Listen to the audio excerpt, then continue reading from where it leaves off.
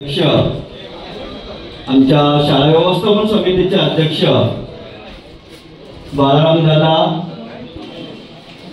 बाबाजी पाटील साहेब, सुनील फाफाळे साहेब आणि संपूर्ण आदरणीय व्यासपीठ. तुकाराम महाराजांच्या भाषेत सांगायचं म्हणजे तुका म्हणे श्रम केला अवघा आला फळासी. आज मला आनंद वाटतोय, मी इथे जेव्हा हजर झालो फाफाळे सर तेव्हा खूप घाबरत आलो, कारण देसाई गावामध्ये तेव्हाचा डेंजर इन्स्पेक्टरला सुद्धा आणि या गावात त्यावेळेला फक्त माझे वसंत पाटील वेतारपाड्यातले ओळखीचे होते, बाकी कोणीच नव्हतं. पण असा एक मनामध्ये भीती होती की या गावामध्ये आपली सर्व्हिस कशी काय होणार. पण असं काही रूप सावराम बाबांनी बदलून टाकलं या गावाचं.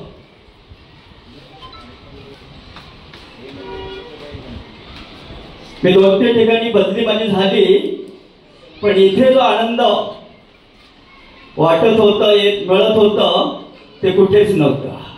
आता मग आमच्या सर्व भगिनी आलेले आहेत.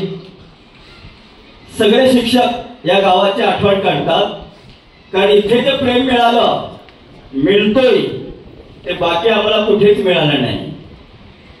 देसाई गाव जितकं तापट तितकंच प्रेमळ सुद्धा आहे. आज आपण बघितलं असेल, अगदी नाक्यापासून तर इथपर्यंत त्यांनी मला वाजत गाजत आणलं आणि सर्व कार्यक्रमाची व्यवस्था फाफाळे सर त्यांनीच केलेली आहे. मला काहीच बघावं लागलं नाही.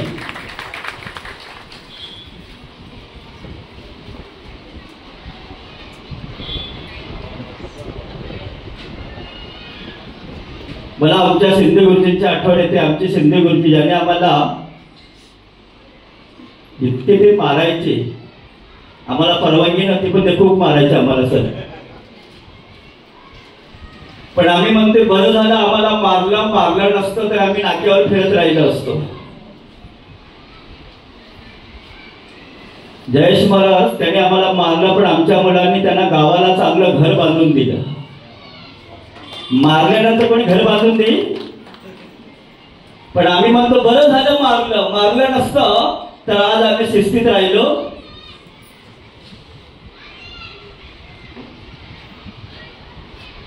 तसं मी या गावातले राम म्हात्रे नाही का, किशोर म्हात्रे यांना खूप मारायचं. हा किशोर आहे ना, हा माझ्या बरोबर म्हणजे अगदी उंचीने माझ्या बरोबर दिसायचा विद्यार्थी. पण या विद्यार्थ्यांनी कधीही आम्हाला असं प्रत्युत्तर केलं नाही आणि खरोखरच आदर केलं.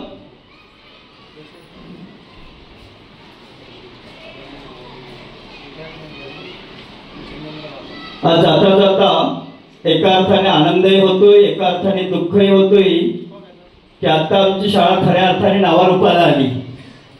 चांगली सुंदर शाळा झाली आणि आता आम्हाला जावं लागतोय याचं दुःख वाटतंय.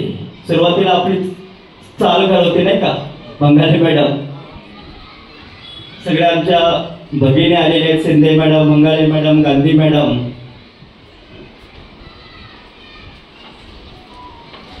हे सगळं श्रेय जयेश महाराज, द्वारकानाथ महाराज सावळाराम बाबांवर जातोय.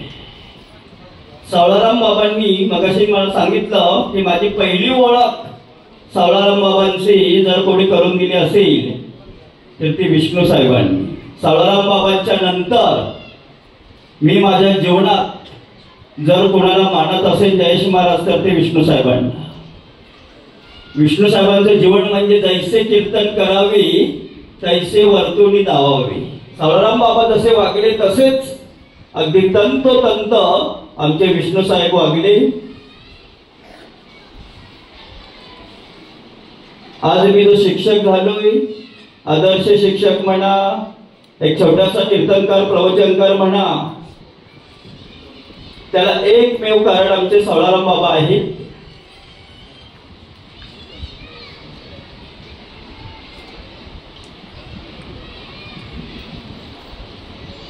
आमच्या समाजाचे फपाळेश्वर खरे देव सावळाराम बाबा आहेत. ते जरी आगरी समाज आले नसते आगरी समाजात तर आम्ही कसले कीर्तनकर आणि कसले शिक्षक कुठेतरी नाक्यावर. पण कबीर संगत साधो की जो गंदो का बास, कुछ लेना नहीं कुछ देना नहीं तो ही बास ही बास. म्हणजे साधूची संघ शंकर शेठ हे आमच्या सगळे सोसायटी मधले आलेले आहेत लोक. चांगले श्रीमंत आहेत बरं का, ते आपल्याला सेट शेट करतात.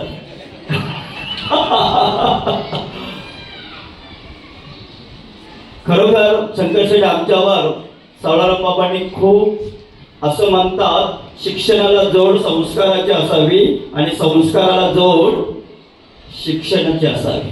नुसतं शिक्षणही कामाचं नाही आणि नुसतं संस्कार आंधळ असतं, मग त्याला शिक्षणाची जोड पाहिजे. आणि शिक्षण असं शिक्षित असेल पण त्याला संस्कार नसेल तर तो पण जरा शहाणपणा करतो. मग शिक्षणाला जोड संस्काराचे असावे आणि ते संस्कार सावळाराम बाबांनी आम्हाला दिले. त्या घराण्याचे त्या ताराबाई इथे बसलेले आहेत.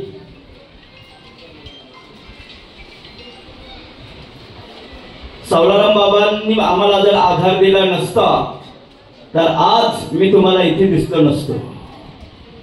सर्व जबाबदारी त्यांनी आमची पार पाडली. फक्त आता बाबांना एकच, मी आता मध्ये आळंदीला जाऊन आलो. जयेश महाराज, जयेश आपल्या ज्ञानोबारायांना प्रार्थना केली, संकल्प केला, माझे 108 पारायणं आजार वृक्षाच्या झाडाखाली माऊलींनी करून घ्यावी.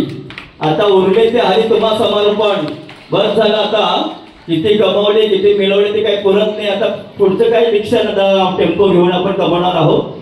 फक्त माऊलींना एकच प्रार्थना करतोय की उर्वरित आयुष्य माझी जी इच्छा संकल्पना आहे तशी माझी 21 पारायणं आजारांची झाडाखाली झालेली आहेत, पण ती वजा करून 108 माऊलींनी माझी ती पारायणं पूर्ण करावी आणि उरलेलं आयुष्य माझं परमार्थात जावं. मी सर्वांना, माझे विद्यार्थी आहेत, आजी माझी विद्यार्थी महिनाभर बाबाजी पाटलांच्या सोबत आणि काम करत होते. राहिला होता प्रश्न जेवणाचा. बाबाजी पाटलांनी सांगितलं तुम्हाला काही कमी पडलं मला सांगा. हा संपूर्ण जेवणाचा खर्च बाबाजी पाटलांनी केलेला आहे. आज मला वाटायला लागलं, माझे बरेच आजी माझे विद्यार्थी आहेत. मला इतक्या दिवस वाटत होतं मला 2च मुलं आहेत, एक मुलगी भावना आणि दुसरं चंदन. पण आता वाटायला लागले बरीच मुलं आहेत. कारण ज्या मुलांनी निस्वार्थाने आणि हे सगळं कार्यक्रम कोण करते हो कोणासाठी, पण आज मला आनंद वाटतोय की माझ्या विद्यार्थ्यांनी माझ्यासाठी हे सगळं कार्यक्रम केलं, याचा आनंद वाटतोय. असो, ज्यांनी ज्यांनी या कार्यक्रमाला सहकार्य केलं, ज्यांनी ज्यांनी मला मदत केली, प्रेम दिलं, त्यांचे मी शतशः ऋणी आहे. असंच मरेपर्यंत प्रेम द्या. कधी आलो तर असंच प्रेम द्या. तुम्ही मला विसरू नका आणि मी तुम्हाला विसरणार नाही. असो, परत ज्ञानोबा तुकोबारायांना, सावळाराम बाबांना शतशः प्रणाम करतो की माझी ही निर्विघ्नपणे आपण सर्व्हिस पार पाडून घेतली, नाहीतर हा सोहळा प्रत्येकाच्या वाट्याला येत नाही. तेव्हा परत संतांना, विशेषतः वामन बाबा सावळाराम बाबांना मी शतशः प्रणाम करतो की माझी निर्विघ्नपणे निष्कळंकपणे सेवा आपण पार पाडून घेतली. पुन्हा सगळ्यांना धन्यवाद देतो की आपण इतका वेळ झालाय तरी कसलीही काकून न करता थांबून राहिल्यात माझ्यासाठी. तेव्हा सर्वांचे पुनश्च आभार आणि मी इथेच थांबतो. जय हिंद.